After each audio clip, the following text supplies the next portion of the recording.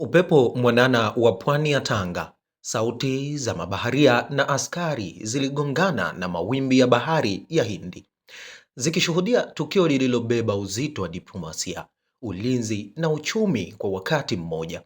Serikali ya Marekani imekabidhi rasmi kituo kipya cha kisasa cha baharini kwa serikali ya Jamhuri ya Muungano wa Tanzania, hatua inayotia muhuri enzi mpya ya ushirikiano wa kimkakati kati ya mataifa haya mawili.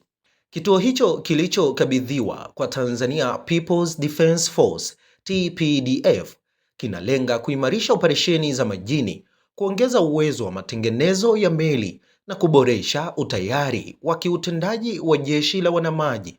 Lakini zaidi ya miundombinu, ni ishara ya uamuzi wa muda mrefu na dira ya pamoja ya usalama na ustawi.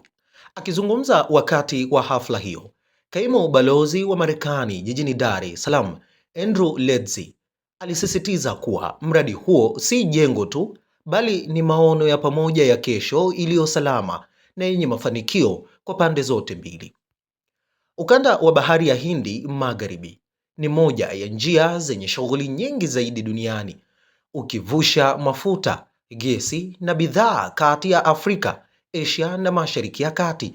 Lakini pia ni ukanda unaokumbwa na changamoto za uharamia, uvuvi haramu na biashara ya magendo.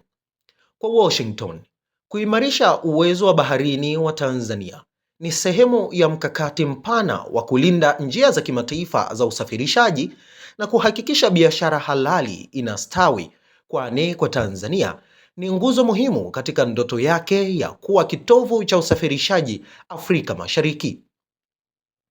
Katika miaka ya hivi karibuni, Tanzania imepanua bandari ya Dar es Salaam na bandari ya Tanga chini ya mkakati wa uchumi wa bluu, kwani kuimarisha kwa miundombinu ya kijeshi kunaleta usalama wa ziada katika pwani na hivyo kuvutia wawekezaji wa sekta za uvuvi, nishati ya baharini na matengenezo ya meli.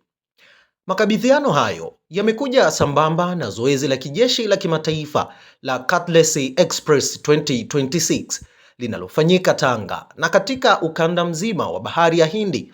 Zoezi hilo linakusanya vikosi vya majini kutoka Afrika, Marekani na washirika wa kimataifa kwa lengo la kuboresha uratibu katika mapambano dhidi ya usafirishaji haramu na kuimarisha utekelezaji wa sheria baharini.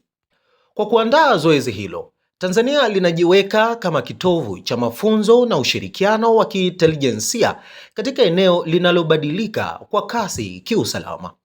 Wachambuzi wanaona makubaliano hayo kama muunganiko wa ulinzi na uchumi, maana usalama wa pwani unapoongezeka, hatari kwa waendeshaji wa meli hupungua, ufanisi wa bandari huimarika na imani ya wawekezaji hupanda. Katika taswira pana ya kidiplomasia ya kimataifa, hatua hiyo inaonyesha kuwa Bahari ya Hindi si tu eneo la maji, bali ni uwanja wa ushindani wa kimkakati na fursa za kiuchumi. Tanzania kwa hatua hii imechagua kusimama katikati ya mawimbi, si kama mtazamaji, bali kama mchezaji muhimu.